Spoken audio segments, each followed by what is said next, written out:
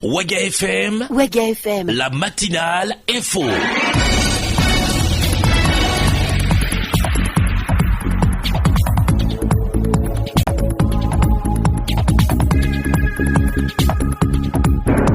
Bonjour à toutes et à tous. Lundi 7 novembre 2016, vous êtes bien sur Ouaga FM, c'est le journal Les Voix, c'est la une. Le Premier ministre du Burkina Faso, Paul Kabathieba, a rencontré le vendredi dernier les partenaires techniques et financiers du Burkina Faso. Les échanges ont porté sur les préparatifs pour la mise en œuvre du programme national de développement socio-économique du Burkina. L'Afrique est le deuxième continent après l'Asie qui a été frappé par la rage. Au Burkina Faso, les acteurs passent à l'offensive.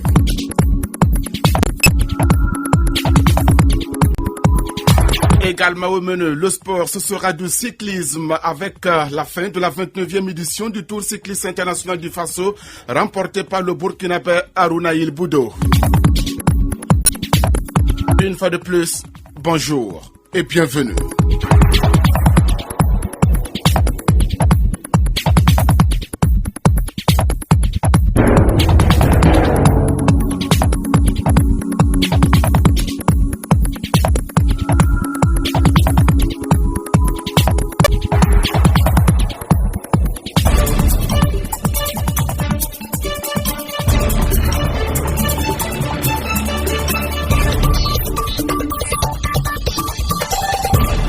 Salif Kaboré à la présentation, très heureux de vous retrouver ce matin. Le Premier ministre du Burkina, Paul Kabathieba, a rencontré le vendredi dernier ici à Ouagadougou les partenaires techniques et financiers du Burkina Faso. Les échanges ont porté sur les préparatifs de la conférence des partenaires du Burkina Faso pour le financement du plan national de développement économique et social du Burkina. Voyons les explications ici avec Aimé Sawadogo. Solliciter l'accompagnement des partenaires techniques et financiers afin de mobiliser leurs autorités respectives, ainsi que le secteur privé pour une participation de haut niveau à la conférence de Paris et une contribution significative au financement du PNDS. Tel était l'objectif de cette rencontre. À l'issue des échanges, le chef du gouvernement, Paul Kabathieba, se dit rassuré et réconforté quant à la détermination des partenaires techniques et financiers à accompagner le PNDS. Alors, à l'unanimité, tous les partenaires techniques et financiers qui étaient là, les bilatéraux comme les multilatéraux, ont salué le plan national de développement économique et social et ont réitéré leur engagement à participer à la table ronde, à la conférence des partenaires techniques et financiers du Burkina Faso pour le financement du PNDS. Ils ont tous donné, quand ils en avaient la possibilité, le nom et l'identité de la personne qui représenterait leur pays. Ceux qui n'avaient pas encore cette précision se sont engagés à faire les plaidoyers pour que le pays ou d'autres institutions soient représentées au plus haut niveau. Les partenaires techniques et financiers, quant à eux, saluent l'initiative du gouvernement et se disent prêts à accompagner le Burkina Faso dans sa lutte contre la pauvreté. Cheikh Kanté, représentant des partenaires techniques et financiers. Le Burkina a déjà préparé son plan national de développement économique et social. Et ce matin, tous les partenaires techniques et financiers présents, et même ceux qui n'étaient pas là, parce que j'ai lu une allocation à leur nom, ont marqué de façon collective leur soutien et leur adhésion à la vision, aux objectifs et au contenu du plan national de développement économique et social. Donc ça, c'était extrêmement important. Le deuxième élément, c'est que nous tous autour de la table, nous avons marqué notre engagement pour mobiliser tout ce qu'il faut en termes de financement public, aussi en termes de mobilisation des ressources privées. Le secteur privé va jouer un rôle important. Donc au cours de la conférence de Paris de 7 et 8 décembre, cet engagement, il est collectif et il est fort. En rappel, le PNDS est un nouveau référentiel de développement du Burkina Faso qui a pour objectif de faire émerger une économie moderne, baisser l'incidence de la pauvreté, améliorer l'efficacité de l'administration des collectivités et la sécurité, et changer les modes de production et de consommation des Burkinabés. Merci Aimé Sawadogo et bonne journée à vous.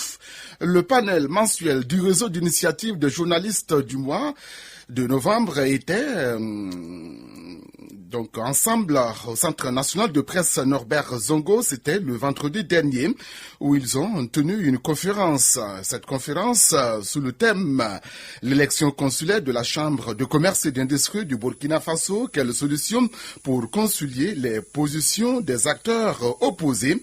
Eh bien, les panélistes ont fait l'historique de la Chambre de commerce et exposé les problèmes de l'élection consulaire contestée. Reportage signé Aboubacar Kebré. Chaque mois, Le réseau d'initiatives de journalistes organise une rencontre à Ouagadougou sous forme de panel pour discuter d'un sujet donné.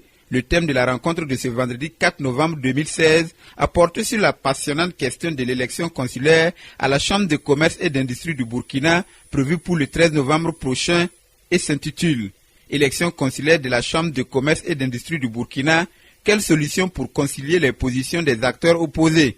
C'est donc un processus électoral entaché de nombreuses difficultés. Écoutons le représentant de l'Association des professionnels de l'industrie du commerce, Madi Savadogo, panéliste. L'enjeu principal au niveau de ces élections-là, les élections de 2016, il y a deux éléments. C'est le port sec de Ouaga qui est un projet de construction. Le deuxième enjeu, c'est la plateforme Sylvie. Dans les textes, c'est écrit noir sur blanc que la pesée économique doit se faire par la Chambre de commerce avec l'INSD, la Direction générale des impôts et la CNSS. Pour ce cas de figure, la pesée économique a été faite par la Chambre de commerce elle seule. Aucun de ces trois acteurs n'a été associé. Ça ne m'étonne pas qu'ils ne viennent pas. Le ministère ne peut pas venir parce qu'à chaque fois qu'il y a une rencontre, il refuse de venir. Donc, c'est le directeur général de la Chambre de commerce seul qui a fait la pesée économique en faveur des gens qui l'ont mandaté. Et ils ont tout fait. Ouaga et Bobo regroupent 90% des entreprises formelles du Burkina. Et ils ont alloué 50% des sièges à Ouaga et à Bobo. 30% à Ouaga, 20% à Bobo. Allouer 50% des sièges dans les régions et prendre le soin de mettre dans les codes électoraux que chacun peut s'inscrire dans les régions à condition de prouver qu'il a des intérêts dans la région. Voilà pourquoi il y a des remous au niveau des élections. Malgré tout, il faudrait aller à l'élection pour ensuite chercher à résoudre les problèmes. Proposition de Mahamoudou Sanfo de l'Organisation nationale des commerçants du Burkina, Anakombe. D'abord, il faudrait avoir une base pour compter lui, membre consulaire, de 123 à 151. Et nous n'avons pas pu nier en son temps, refuser en son temps. Ce n'est pas à la date, jour J-0 que nous allons dire que nous sommes contre parce que nous ne sommes pas satisfaits. Et quand les élections vont venir, on va élire les membres consulaires. Maintenant, à l'intérieur, nous allons débattre pour clarifier ce que nous disons que c'est une chambre noire, parce que nous ne pouvons pas dire que c'est une chambre noire tant qu'on n'est pas dedans. C'est un 13 novembre, jour électoral à l'issue incertaine, que les journalistes ont retenu de ce panel. Merci Aboubacar Kepré pour ce compte rendu. Je rappelle que c'est le panel mensuel du réseau d'initiatives de journalistes du mois de novembre, qui s'est tenu le vendredi dernier au Centre national de presse Norbert Zongo, ici à Ouagadougou. L'Afrique est le deuxième continent après l'Asie à être frappé par la rage. Au Burkina Faso, les acteurs passent à l'offensive. Le ministère des Ressources halieutiques et animales a animé une conférence de presse pour étayer la presse. Voyons le compte-rendu avec Estelle Konkobo. L'Afrique constitue le deuxième continent après l'Asie le plus affecté par la rage, avec environ 30 000 décès par an. Un véritable problème de santé publique se pose. Le ministère des Ressources animales et halieutiques met un accent particulier sur la sensibilisation. Dr Joseph Savadogo, directeur général du service vétérinaire. C'est de pouvoir justement donner la bonne information, sensibiliser à travers justement vos médias et bien sûr donner l'information sur le rôle que le vétérinaire joue par rapport à la lutte contre cette maladie et aussi dans la promotion de la santé publique. Et c'est pour cela que nous avons fait les trois activités ensemble.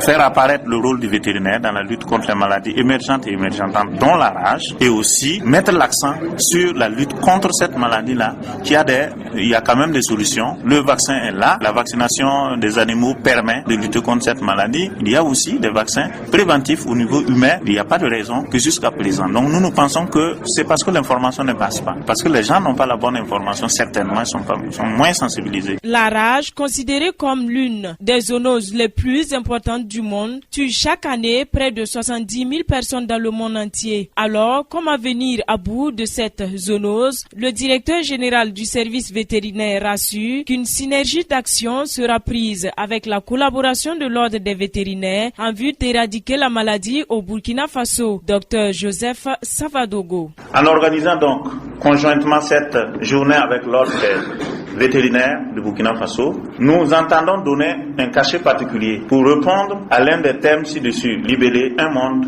une santé. À ce titre, l'Ordre national des vétérinaires du Burkina est chargé de veiller au respect de la déontologie et de l'éthique, donc dans l'exercice de la profession vétérinaire. Et c'est ce qui explique sa présence aux côtés d'un pouvoir public pour qu'ensemble nous puissions engager des actions fortes en faveur donc de la protection des populations contre les zoonoses majeures. Plus personne ne doit mourir de la rage au Burkina Faso. Soulignons que cette journée sera présidée par son Excellence Salifou Diallo, président de l'Assemblée nationale du 10 au 12 novembre prochain. Pour cela, des campagnes de vaccination de masse de chiens associées à des campagnes d'information auprès des populations et l'amélioration de l'accès aux soins seront nécessaires. Merci Estelle. C'est parti pour la campagne de vaccination contre la méningite dans la région des Hauts-Bassins. Le lancement de cette campagne qui va durer une semaine a eu lieu au CSPS de Balmoko de Bolmakoté au secteur 6 de Bobo-Dioulasso et c'était en présence de Abdoulaye Ouattara. Des pleurs d'enfants partout, certains au pied de leur maman avec la peur au ventre. Ici, nous sommes au CSPS de Bolmakoté et c'est là qu'a lieu le lancement de la campagne de vaccination contre la méningite. Les enfants sont les plus exposés à la maladie. Depuis plus de 6 ans, il n'y a pas eu de campagne de vaccination contre la méningite au Burkina.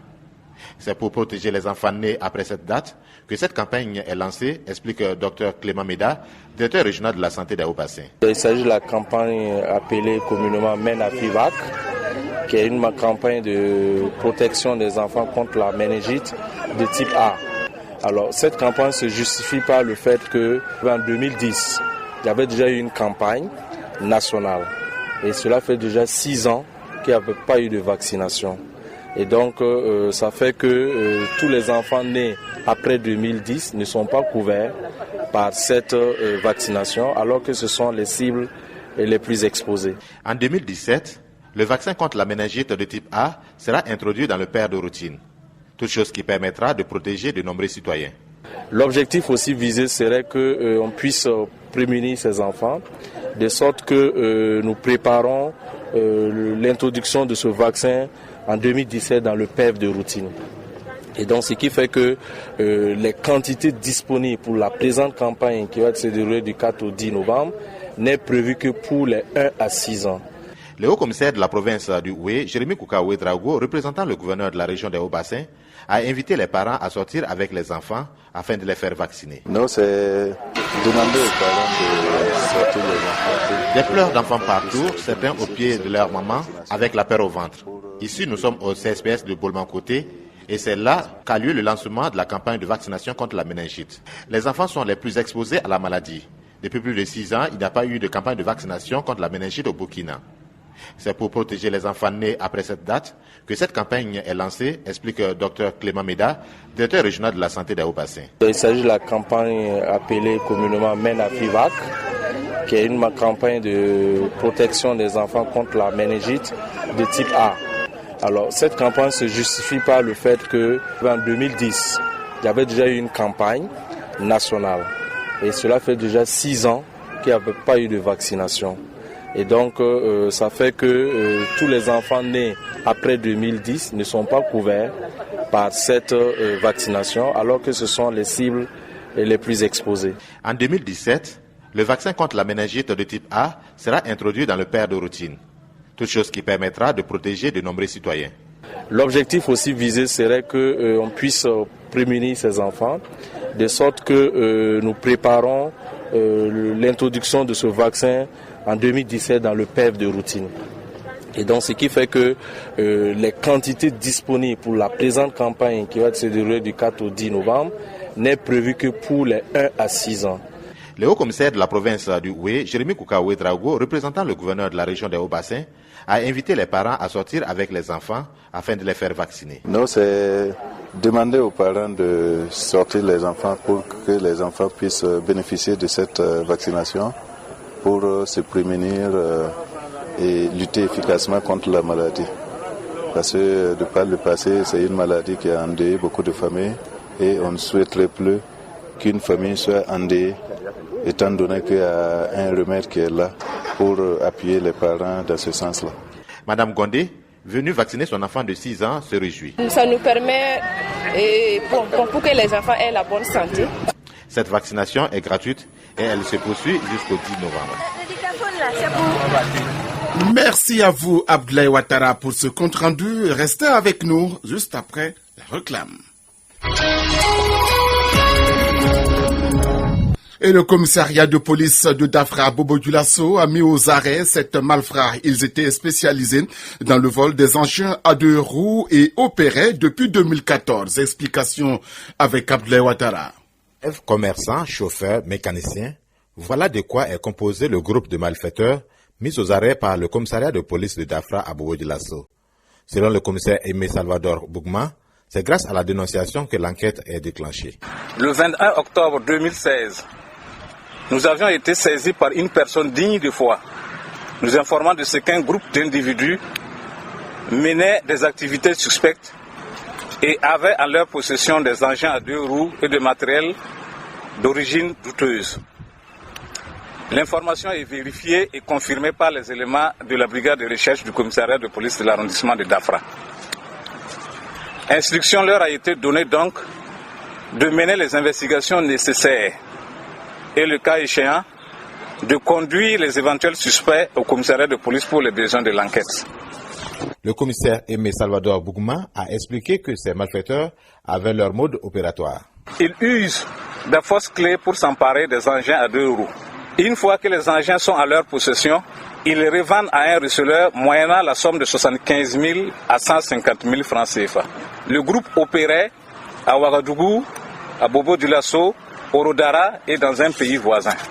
Il faut souligner que les recherches se poursuivent activement en vue d'interpeller toute personne impliquée dans ce réseau. C'est depuis 2014 que cette bande est en activité et c'est plus d'une centaine d'engins qui ont été volés. De 2014 au mois de septembre 2016, la bande a à elle seule volé plus d'une centaine d'engins à 2 roues, de marque Krypton 07, Force X, Krypton 07 KTM, Cirrus, Vegas RR, Nano, Yamaha V80. Merci beaucoup Abdoulaye Ouattara pour ce compte rendu et sans transition. C'est à l'unisson que les populations de Ténado ont célébré les 60 ans de l'école primaire publique de la dite localité. Suivez ce reportage que nous proposent nos confrères de la Voix de l'Espoir du Sangui. C'est en 1956 que M. Nuhun Bari a ouvert les classes de l'école primaire publique de Ténado A. 60 ans d'existence, un soixantenaire célébré les 28, 29 et 30 octobre passés à Ténado. Des maîtres qui sont passés à cette école, nous avons rencontré M. Nazé Penda Dji Raymond, qui fut enseignant dans cette école de 1977 à 1988. Il compare l'éducation d'avant à celle de maintenant et nous raconte des séquences vécues à l'école en son temps. L'éducation du passé et du présent, c'est normal que ça change. Parce que nous avons la technologie qui est là et le passé, c'était basé sur, d'abord, l'éducation de la famille qui part de l'éducation de l'école. L'école ne fait que utiliser l'éducation de base qui est celle de la famille pour faire l'avenir, l'homme digne de la société.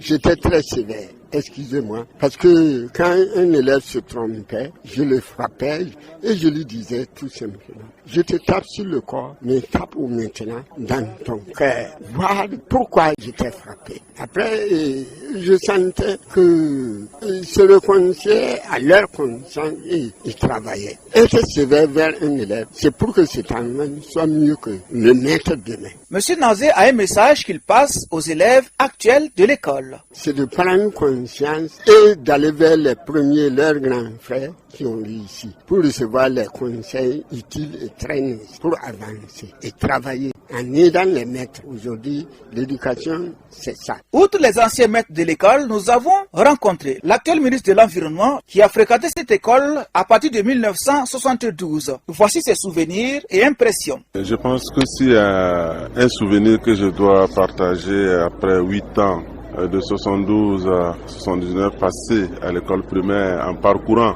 6 km par jour, c'est la classe du CM2 où le directeur, le maître qui était en même temps le directeur, lorsque la cloche sonnait pour le couscous, il met directement au tableau un problème. C'est-à-dire celui que tu trouves il sort. Celui que tu ne trouves pas, il est puni. Au niveau de la classe, il y a 10 personnes, mais le couscous est partagé devant la porte. Ça t'apprendra demain à sortir et à travailler.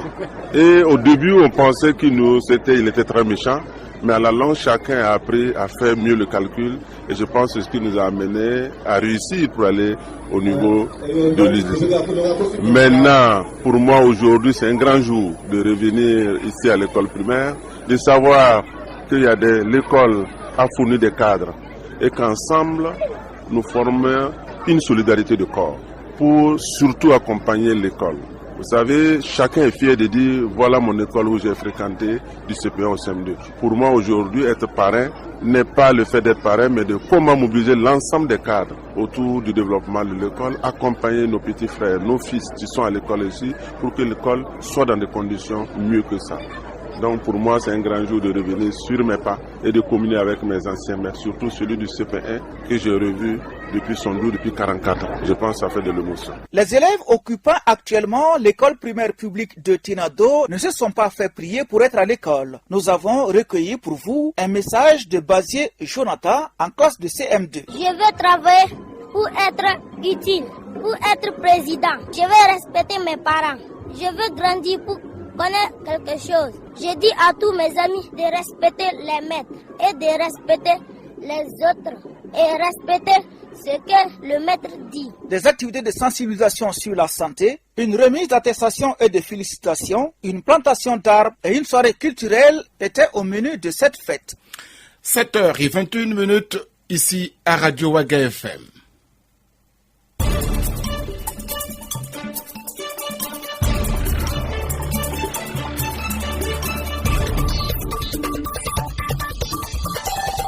La 9e édition des Récréatrales a officiellement refermé ses portes le samedi dernier ici à Ouagadougou. Placée sous le thème « Sortir de l'ombre », cette 9e édition a connu l'implication de 13 familles du quartier Gounguin ici à Ouagadougou et la participation de plus de 60 000 festivaliers.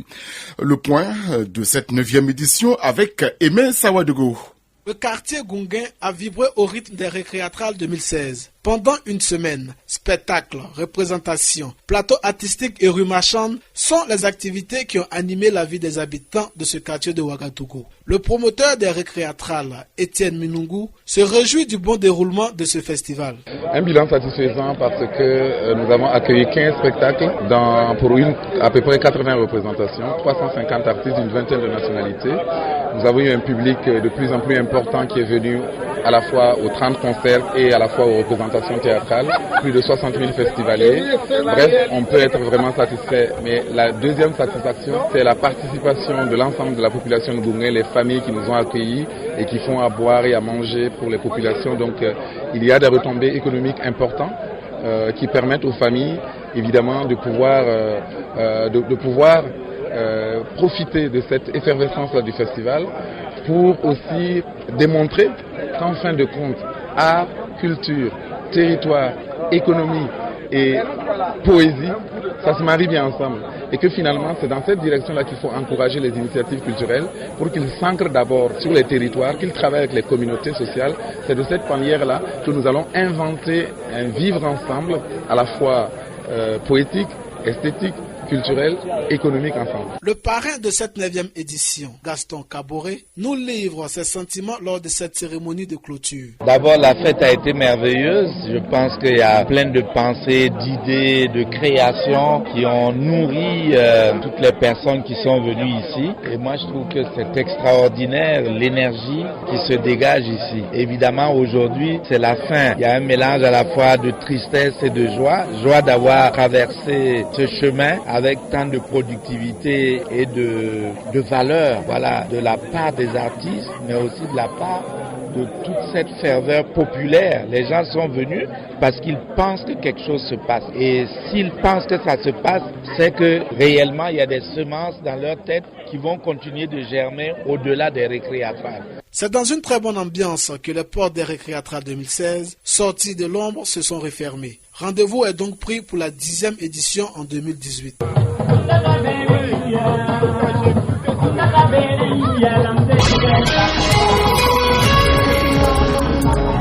Du sport, cyclisme, avec la 29e édition du Tour cycliste international du Faso qui a refermé ses portes hier dimanche. C'était à l'issue de l'ultime étape, la 10e courue entre Korsimoré et Ouagadougou, longue de 110 km avec 5 passages sur la ligne d'arrivée ici à Ouaga.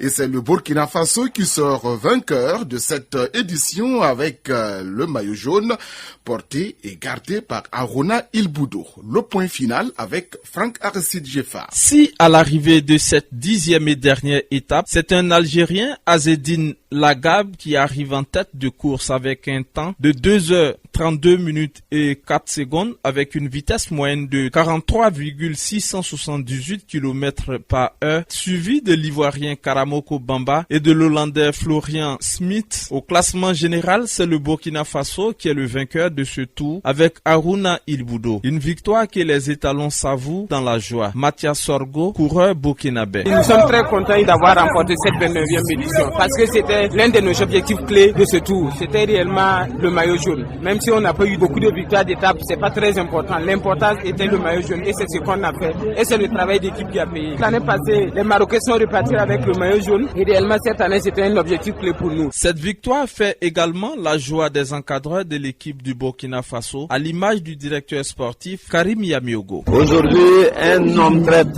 ému, très satisfait. Gagner un tour à 1 seconde d'écart, ça paraît un peu extraordinaire. À 1 seconde, ça paraissait un peu impossible, mais grâce à Dieu, on est arrivé avec le maillot jaune. La stratégie était simple, c'était d'empêcher le Français de prendre des secondes d'avance encore sur Aruna Ilboudo. Même sentiment pour le directeur technique national qui salue le travail des cyclistes burkinabés, Martin Sawadogo. Il y a eu un travail collectif, il y a eu un travail de groupe, il y a eu une tactique que les gens, en tout cas, ont essayé de respecter les principes. Et c'est ça qui a fait que, effectivement, à l'arrivée ici, nous avons pu avoir le maillot. Il fallait rayer toutes les bonifications parce que 2 secondes et 1 seconde, ce n'est pas facile. Donc, nos poursuivants, il ne fallait pas qu'ils rentrent au niveau des sprints intermédiaires, il ne fallait pas qu'ils rentrent parmi les 3 premiers. Et à l'arrivée aussi, il ne fallait pas qu'ils rentrent parmi les 3 premiers pour prendre des bonifications, soit de 10, soit de 6, de 4 secondes. Et là, les enfants ont fait un travail de groupe, un travail collectif, ça a payé, un enseignement de suspense. Quant au ministre des Sports et des Loisirs, c'est un homme très heureux qui a parcouru toutes les 10 étapes de ce tour. Dr Taïrou Bangré qui se félicite également de la victoire des étalons. C'est fait sur la ligne, je pense qu'il faut féliciter les cyclistes. Ils ont été à la hauteur, les étalons. On a de la chance d'avoir un groupe pareil. Il fallait tenir face aux Érythréens, aux Algériens, aux Européens. C'est pas fait. On a eu la chance de la suivre tout au long. C'est très difficile. Et c'est là on voit tout le mérite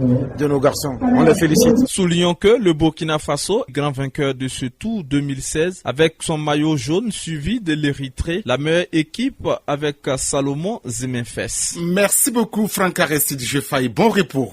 FM, Ouaga FM, la matinale info. Et c'est ici que l'on s'arrête pour ce journal. Dans quelques instants, la revue de presse. À la demi, nous allons vous proposer la pause commerciale.